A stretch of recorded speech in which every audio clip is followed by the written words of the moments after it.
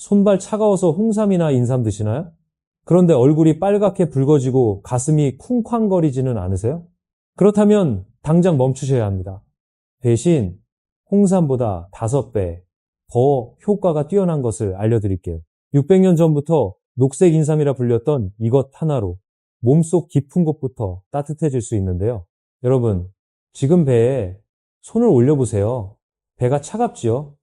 수족냉증이 있으신 분들 대부분이 배까지 차갑습니다. 우리 몸 전체의 순환이 멈췄기 때문인데 이러한 몸이 보내는 아주 중요한 경고를 절대로 무시하시면 안 됩니다. 수십만 원씩 비싼 홍삼을 드셨던 분들도 2,000원짜리 녹색 인삼으로 3개월 만에 해결하셨습니다. 오늘은 도대체 녹색 인삼이 무엇인지 그리고 어떻게 먹어야 효과가 가장 좋은지 알려드리겠습니다. 만나서 반갑습니다. 제가 30년간 수천 명의 어르신들을 돌보며 깨달은 놀라운 사실을 말씀드릴게요. 여러분, 수족냉증의 진짜 무서운 점이 무엇인지 아십니까? 손끝만 차가운 줄 알고 방치했다가는 관절염과 소화불량, 심지어 우울감까지 유발할 수 있다는 점입니다. 우리 몸속 깊은 곳부터 올라오는 차가운 냉기를 치료하지 않으면 혈액순환도 나빠져서 결국 뇌 기능까지 저하될 수 있어요. 몸에 냉기가 쌓이면 신진대사가 급격히 느려지고 면역력이 빠르게 약화됩니다.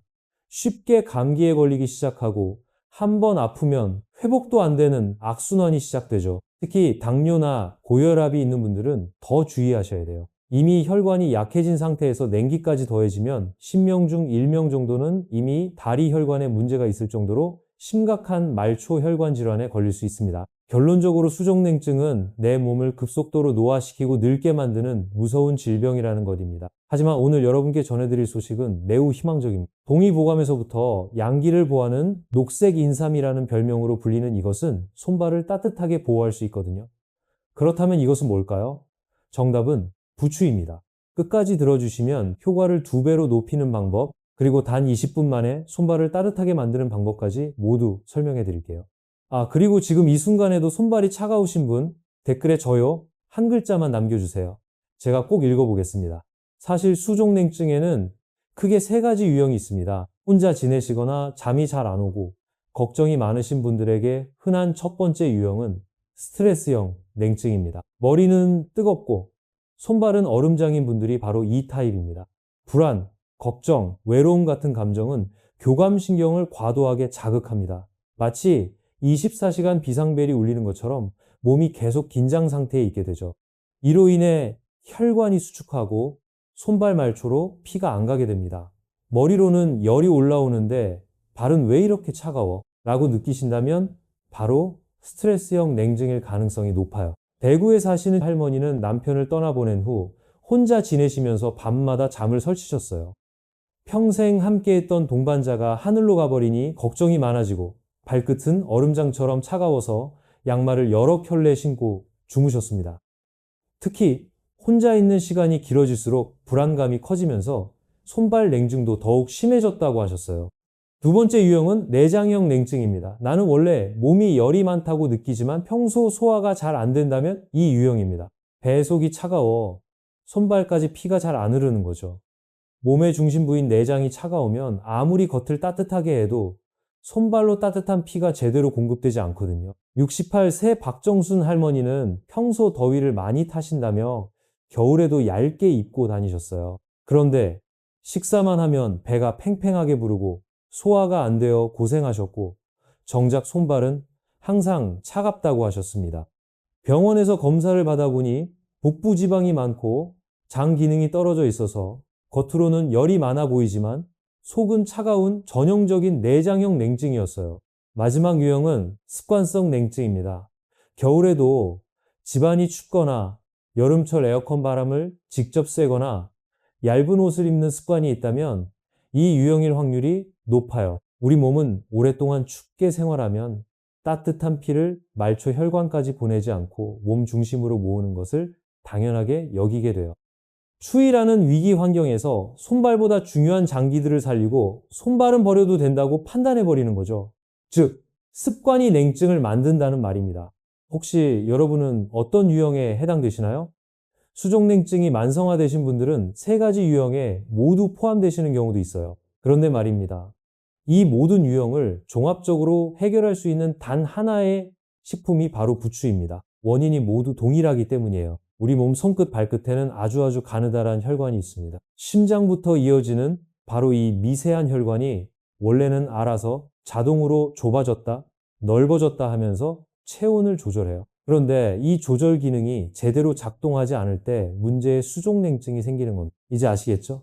이 혈관 조절 기능이 건강하게 잘 작동하도록 하면 수족냉증을 치료할 수 있어요. 더불어 몸 온도를 따뜻하게 올리고 위장 기능을 강화시켜서 소화도 잘 되게 하는 게 핵심이에요. 사실 홍삼과 인삼은 몸을 뜨겁게 만들긴 합니다. 일시적으로는 몸이 달아올라요. 그런데 혈관이 좁아진 상태라면 혈관은 더 막히고 몸속 장기는 더 냉해집니다. 결국 몸속 기혈의 균형이 무너져 버려요. 특히 얼굴에 빨갛게 열이 자주 오르는 분들, 그리고 갱년기 여성분이나 스트레스를 많이 받는 어르신들은 오히려 가슴 두근거림, 안면 홍조, 불안감이 심해져요. 당연히 그런 부작용이 발생할 수밖에 없는 상태였기 때문이에요. 그에 비해 부추는 좀 다릅니다. 부추는 그렇게 불처럼 확 끓어오르게 하지 않아요. 혈관을 부드럽게 풀어주면서 자연스럽게 피가 흘러가도록 도와줍니다. 부추 속 황화알일이라는 성분이 꽉 조여진 혈관을 서서히 이완시키거든요. 피가 끈적하게 굳지 않도록 막아주고 손발 끝까지 따뜻한 피가 잘 돌도록 도와주는 거죠. 실제로 부추를 드시고 15분 정도 지나면 손끝부터 서서히 따뜻해지는 걸 느끼실 수 있어요. 가슴 두근거림이나 얼굴 달아오름 같은 부작용 거의 없습니다. 열이 많은 체질이든 스트레스가 많은 분이든 위장이 약한 분이든 자연스럽게 손발이 따뜻해지는 거죠. 이게 바로 인삼과 부추의 결정적인 차이점이에요. 창원에서 꽃집을 운영하시던 78 박순자 할머니도 이런 변화를 경험하셨어요. 할머니는 젊은 시절부터 손발이 차가워서 여름에도 양말을 신고 잠을 자셨어요. 꽃집 일을 하면서 찬물에 손을 자주 담가야 했는데 손이 너무 차가워서 일하기가 힘들었다고 해요. 혈액순환 개선제도 먹어보고 온갖 방법을 다 써봤지만 소용이 없었습니다. 그런데 부추를 6주 동안 꾸준히 위장에 부담 없도록 조리해서 드신 뒤 손끝의 차가움이 서서히 사라졌다고 말씀하셨어요. 몸 안에서부터 따뜻해지면 혈관도 열리고 소화도 잘 되고 면역력도 덩달아 올라가는 겁니다. 그래서 예부터 사람들은 부추를 단순한 채소가 아니라 녹색 인삼이라고 부르며 귀하게 여겼던 것입니다. 하지만 부추를 아무렇게나 먹어서는 이런 효과를 볼 수 없습니다. 많은 분들이 그냥 부추전만 부쳐 드시는데 사실 조리법에 따라 효과가 완전히 달라집니다. 가장 중요한 원칙부터 말씀드릴게요. 부추의 황화알일 성분은 열에 약해서 너무 오래 익히면 효과가 반감됩니다. 마치 비타민C가 열에 파괴되는 것과 같은 원리예요. 그래서 살짝만 익히는 게 핵심입니다. 혹시 부추에서 나는 특유의 향 아세요? 그게 바로 황화알일 성분에서 나는 냄새입니다. 가장 추천하는 첫 번째 조리법은 부추차입니다. 생부추 한 줌을 깨끗이 씻어서 따뜻한 물 200에 우려내세요. 너무 뜨거운 물보다는 60도 정도의 미지근한 물이 좋아요. 10분 정도 우린 후 부추는 건져내고 마시면 됩니다. 특히 아침 식사 후에 마시면 하루 종일 몸이 따뜻해져요. 향긋한 부추 냄새가 나는지 꼭 확인해 주세요. 다음으로 부추의 매운맛을 싫어하시는 분들을 위한 조리법입니다. 두 번째는 부추 두부찜이에요. 먼저 부추를 다져주세요. 그리고 두부 한 모를 으깨서 다진 부추와 섞은 후 찜기에 10분만 쪄드세요. 부추의 매운맛을 두부가 중화시켜주고 부추의 온열 성분은 그대로 살아있어서 위가 약하신 분들도 부담 없이 드실 수 있어요. 세 번째는 부추 꿀절임입니다. 달달한 반찬으로 절여두시면 오랫동안 드실 수 있어요. 생부추를 잘게 썰어서 꿀에 이틀 정도 재워두세요. 하루에 한 숟가락씩 드시면 부추의 쓴맛은 없어지고 단맛으로 변해서 드시기 편해요. 꿀의 당분이 부추 성분의 흡수를 도와주기도 합니다. 조리할 때 절대 하면 안 되는 주의사항을 알려드릴게요. 첫째, 부추를 너무 오래 볶거나 끓이지 마세요. 5분 이상 가열하면 성분이 대부분 파괴돼요. 둘째, 부추와 함께 찬 음식을 먹으면 안 됩니다. 냉면이나 아이스크림 같은 찬 음식과 함께 먹으면 온열 효과가 상쇄됩니다. 셋째, 공복에 너무 많이 드시면 위에 부담이 될 수 있어요. 가장 효과적인 섭취 시간은 아침 식사 후나 저녁 식사와 함께입니다. 특히 잠자기 2시간 전에 드시면 잠들 때 손발이 따뜻해져서 숙면에도 도움이 됩니다. 혈액은 고억제제를 복용 중이신 분들은 의사와 상의 후 드세요. 약물과 상호작용할 수 있습니다. 그런데 부추 한 단사면 너무 많아서 며칠 못 가 시들어버리고 결국 반은 버리게 되시죠? 이주는 거뜬하게 보관하는 방법 알려드릴게요. 먼저 뿌리 부분만 살짝 다듬어 주세요. 신문지로 느슨하게 감싸주세요. 그 위에 비닐봉지를 씌우되 완전히 밀폐하지 말고 입구를 살짝 열어두는 게 포인트예요. 그리고 냉장고 문 쪽을 피하시고 야채칸 안쪽 구석진 곳에 보관하세요. 이렇게 보관하시면은 2주는 신선하게 보관할 수 있어요. 귀찮으신 분들은 처음부터 적당한 크기로 썰어서 냉동 보관하셔도 됩니다. 냉동하면 석 달까지도 가능해요. 그런데 여러분, 왜 특히나 50대 후반 여성분들이 수족냉증으로 고생하는지 알려드릴게요. 여성의 몸에서 혈관을 부드럽고 탄력 있게 관리하는 대표적인 호르몬, 바로 에스트로겐 때문이에요. 에스트로겐은 우리 몸의 혈관 관리사라고 부를 만큼 중요한 역할을 하는데요. 혈관벽을 부드럽고 유연하게 만들어 피가 잘 흐르도록 도와줍니다. 마치 새 고무호스가 부드럽게 늘어나는 것처럼 혈관도 유연해야 손발 끝까지 혈액이 잘 전달됩니다. 그런데 갱년기를 지나면서 에스트로겐이 급격히 줄어들면 어떤 일이 벌어질까요? 혈관벽이 딱딱해지고 탄력을 잃고 결국 좁아지게 됩니다. 오래 사용한 고무호스가 굳어서 물이 잘 나오지 않듯이 혈관도 비슷한 현상이 생기는 거죠. 같은 혈압이라도 피가 손끝, 발끝까지 닿기 어려워집니다. 그러다 보니 어느 날 갑자기 손발이 얼음장처럼 차가워지기 시작합니다. 게다가 에스트로겐은 체온을 조절하는 중추인 뇌의 시상하부에도 영향을 미쳐요. 에스트로겐이 충분할 땐 체온이 일정하게 유지되지만 이게 부족해지면 갑자기 얼굴이 뜨거워졌다가 조금 있다가 또 추워지는 갱년기 홍조 현상이 반복됩니다. 결국 손발까지 차가워지는 수족냉증이 따라오는 거죠. 바로 여기에서 부추가 놀라운 역할을 합니다. 부추에는 혈관을 부드럽게 만들어주고 혈액이 손끝, 발끝까지 잘 흐르게 도와주는 특별한 성분들이 가득하기 때문이에요. 우선 부추의 풍부한 베타카로틴과 비타민 B1, C 같은 항산화 영양소는 혈관을 더 부드럽게 해줄 뿐 아니라 체내의 혈액순환을 방해하는 유해물질까지 제거해줍니다. 이 성분들은 우리 몸의 에너지 생성도 활발하게 만들어서 몸 전체의 온도까지 올려줍니다. 특히 비타민 B1은 음식에서 얻은 탄수화물을 몸에서 직접 에너지로 바꿔주는 필수 영양소인데 갱년기 이후 부족해지기 쉽습니다.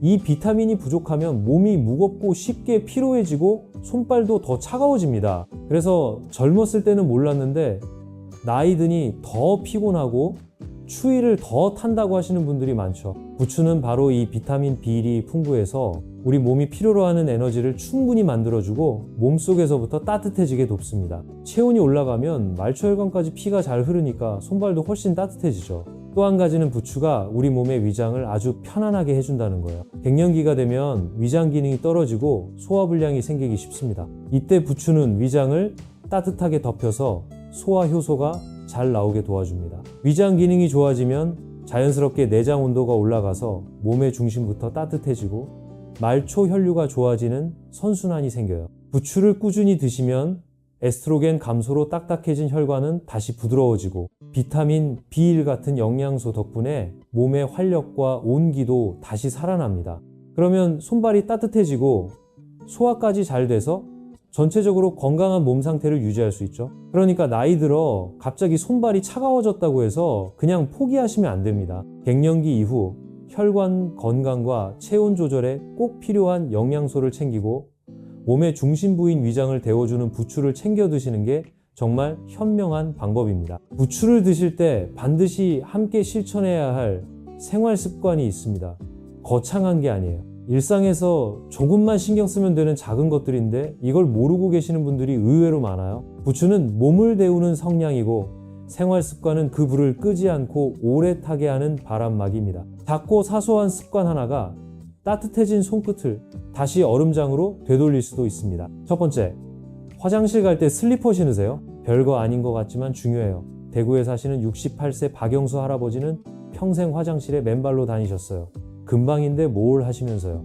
그런데 차가운 타일 바닥이 발바닥을 순식간에 차갑게 만들어버려요. 부추로 어렵게 넓혀놓은 혈관이 다시 수축되는 거죠.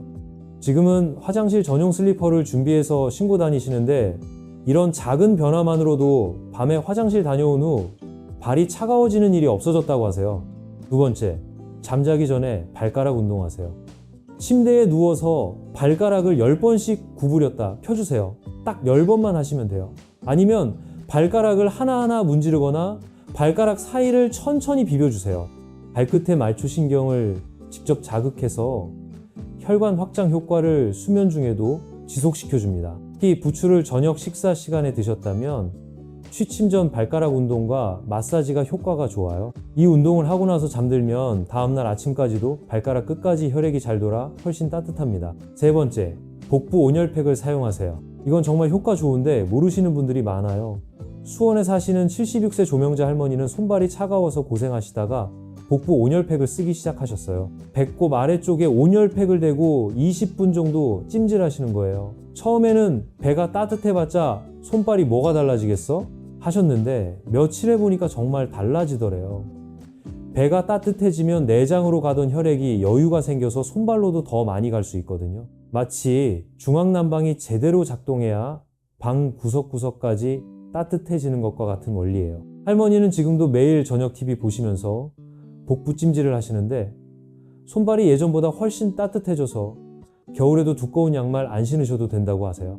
이런 작은 습관들이 부추의 효과를 2배, 3배로 만들어줍니다. 거창한 운동이나 비싼 건강식품 필요 없어요. 네 번째, 차 마실 때 컵을 두 손으로 감싸세요. 부추차든 일반 차든 상관없이 따뜻한 차를 마실 때 컵을 두 손으로 감싸서 드세요. 손바닥이 컵의 온기를 직접 받으니까 손끝까지 따뜻해지는 게 느껴진다고 하시더라고요. 특히 아침에 첫 잔을 이렇게 드시면 하루 종일 손이 덜 차갑다고 해요. 다섯 번째, 설거지할 때 고무장갑 꼭 끼세요. 이건 진짜 중요한데 모르시는 분들이 많아요. 찬물에 손을 담그는 순간 혈관이 확 수축돼요.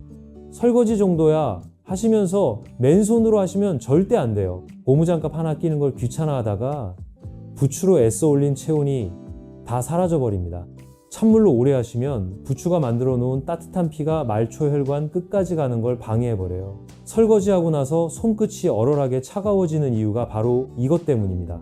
그러니까 앞으로는 꼭 고무장갑을 끼시고 가능하면 미지근한 물로 설거지해주세요. 마지막 6번째, 엘리베이터 대신 계단을 이용하세요.